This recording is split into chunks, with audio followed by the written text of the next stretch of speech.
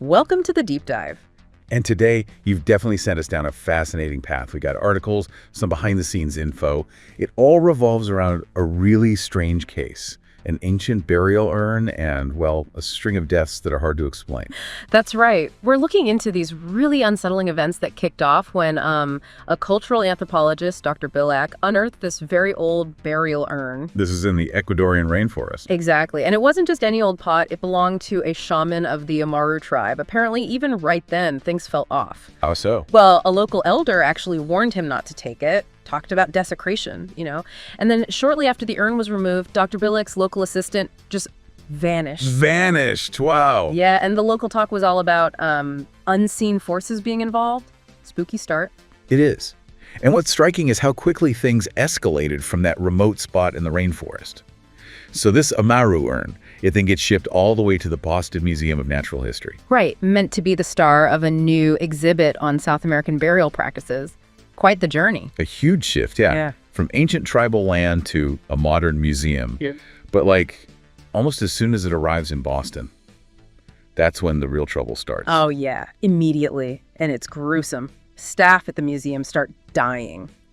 Violently. And the reports mentioned, what was it? Maulings? Exactly. Claw marks, injuries that look like a fierce animal attack. But here's the kicker. Let me guess. No animal. Not a trace. No animal found anywhere near the victims. Which, throws everything into question. It really does. So that's the central puzzle, right? Mm-hmm. What on earth could be doing this? Is it like a vengeful spirit like the elder warned about? Yeah. Because the site was disturbed? Or is there some weird scientific thing happening? Something we just don't understand yet? Or something else entirely. These are the big questions hanging over this whole story. Yeah. So the story progresses from the discovery, the urn arriving in Boston, and then bam, these terrible, unexplained deaths. And we learn that investigators get called in, people who specialize in the unusual. The kind who look into things that defy easy explanation, perhaps. You could say that. And meanwhile, Dr. Billack, the anthropologist who found the urn, his mental state apparently goes downhill. Fast. How so? What was happening with him? He starts claiming he's hearing voices, even starts speaking this language he supposedly never learned, and he becomes utterly convinced it's a vengeful spirit. A specific spirit? Yeah, a jaguar spirit from Amaru beliefs. A guardian of the tomb, he claimed. Furious about the desecration. Okay, so that lines up with the claw mark, the mauling descriptions. A big cat. It seems to line up. But remember, there's zero physical evidence of any large animal. No fur, no tracks, nothing. It's a total contradiction. So how do they try to square that circle? Well, then things get even weirder. Reports start surfacing about ordinary house cats inside the museum. House cats. Yeah, acting really aggressively. Which just adds another layer of what is going on here. Is something influencing them? Or is it just a bizarre coincidence? That is unexpected. Yeah. So it goes from a potential jungle spirit to aggressive tabbies. Pretty much. And it all builds to this chaotic climax. It happens at night in the museum storage areas and these old tunnels underneath the building. That's like a perfect setting for something scary. Definitely. Yeah. The investigators get separated, and one of them is apparently attacked by, well, what's described as a swarm of these aggressive house cats. A swarm Yeah. of cats. That sounds almost comical, but I bet it wasn't meant to be. No, the intention was definitely terror. There's this frantic chase through the tunnels, and then just as suddenly as it all started, the violence stopped. It just stopped. Yeah, and the core mystery, completely unresolved. Which is so interesting in itself. No neat scientific explanation is offered, which often happens with these kinds of unexplained cases, doesn't it? For sure. And it seems one of the investigators really leans into the supernatural angle, connects everything right back to disturbing that Amaru burial site. So the urn gets returned in the end. Yes, eventually. But there's this heavy sense of unease left over, just questions lingering in the air. Definitely a story that sticks with you. But, the story, behind the story, how this particular episode, this depiction of events, actually got made, that's almost a whole other mystery in itself. Oh, absolutely. It's got this weirdly nostalgic kind of baffling quality to it, because that climax we talked about with the terrifying killer cats. Yeah. Well, the reality on set was less than terrifying. Apparently, the actual cats hired for the job, they weren't really feeling the whole menacing swarm vibe. What did they do? Just sleep? Pretty much. Reports say they mostly just lounged around, groomed themselves. Typical cat stuff. Not exactly conducive to filming a horror sequence. Oh, man. So that must have thrown a major wrench in the works. How did they handle that? It was a huge problem. They actually had to scrap the original ending and rewrite and reshoot it really late in the game. They ended up having to rely on, like, puppets. Puppets. Seriously? Yep, cat puppets. Plus lots of quick camera cuts, tricky editing, and sound effects to try and create the scary atmosphere the real cats failed to provide. It sounds like a bit of a production nightmare. You could just picture the crew trying to wrangle uninterested cats. And wasn't there also an issue with one of the main actors? Oh, yeah. Get this, one of the leads was actually allergic to cats. You're kidding, in this episode. I know, right? So even for the scenes with the sleepy real cats, they had to use stand-ins, props. There's apparently a story about this actor having to film scenes opposite a cat puppet covered in rabbit fur. Oh, that sounds unpleasant. Reportedly, it was not their favorite day of filming. The irony is just amazing, isn't it? An episode about killer cats, derailed by sleepy cats, and an allergic actor. It really is. And the weirdness didn't stop there, did it? Even the title had its own little controversy. Teso dos Bichos. Right. The intention was Portuguese, meaning something like burial mound of small animals. Pretty fitting, you'd think. But in some parts of the Spanish-speaking world, bichos isn't quite so literal. It's apparently slang for, well, male genitalia. Oh dear. Yeah.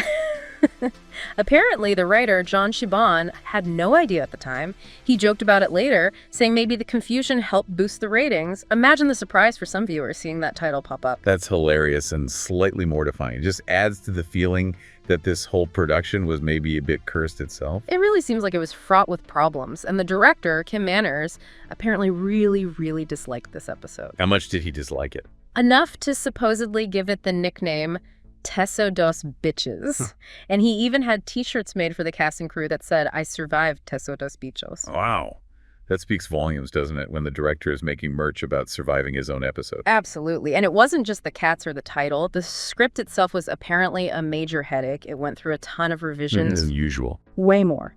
They apparently used up all the standard colors for revision pages, pink, blue, green, and had to start a second round of pink pages. They called them the second salmon pages. Second salmon. That's a lot of rewriting. Definitely signals some major behind-the-scenes struggles. For sure. But here's another strange twist. Despite all these problems, the director hating it, the actors dealing with puppets, the terrible reviews it got from critics later on. Yeah. What happened when it aired? It pulled in huge ratings, something like over 17 million viewers tuned in initially. Seriously. After all that. That's incredible. It's bizarre, right? Massive audience interest, even though it's often ranked now as, well, one of the less successful episodes critically, shows you the disconnect sometimes between critics and what people actually watch. Definitely. And there are other little tidbits too, right? Those small details that add to the episode's unique legacy. Oh yeah, loads of little things. Like the character Mona Wusner, she was named after the writer John Shiban's actual mother. Oh, that's kind of sweet amidst the chaos. And the museum curator, Dr. Luton. That name was a direct nod to Val Luton. The old horror movie producer from the 40s. That's the one, famous for films like Cat People and The Leopard Man. And interestingly, Val Luton himself apparently had ailurophobia. A fear of cats. No way. Yep. So naming the curator in this cat-centric episode after him feels like a very deliberate, maybe slightly ironic choice. That's a great little detail. What else? Wasn't there something about an autopsy finding? Oh, right. The sunflower seeds. During Dr. Luton's autopsy, they find sunflower seeds in his intestines. Sunflower seeds. Why? Who knows? But it prompted that dry line from one of the investigators. A man of taste. Just the little moment of dark humor. Ah, okay. That's pretty good. And apparently, if you look really closely at the shooting script, or maybe listen carefully, there's this instruction that somehow made it in. Let me guess. Something technical. Sort of. Just the line. 1 second of music goes here. A tiny glimpse into the mechanics of making the show. Amazing. And was there a real place with that name, too? Yeah, apparently, Teso dos Bichos is a real archaeological site in Brazil. And its translation in Spanish actually works out to something like animal burial ground. Whoa. So, kind of fitting, actually. Adds another layer of strange coincidence to the whole thing. It really does. So when you look back at this whole deep dive, the urn, the deaths, the investigation, the challenging cat situation. And all the behind-the-scenes drama that went with it. It really leaves you thinking, doesn't it, about that clash between wanting to explore and understand the past, scientific curiosity versus respecting ancient cultures and beliefs. And it makes you ponder the power of belief itself, especially when you're faced with things you just can't explain away easily. Was it really a spirit, or just a perfect storm of weirdness and uncooperative pets? Maybe the real mystery isn't just what happened in that museum, but what happens when we disturb things best left undisturbed. What other secrets are buried out there? And if we dig them up, what forces, seen or unseen, might we accidentally stir up in the process? Something to think about.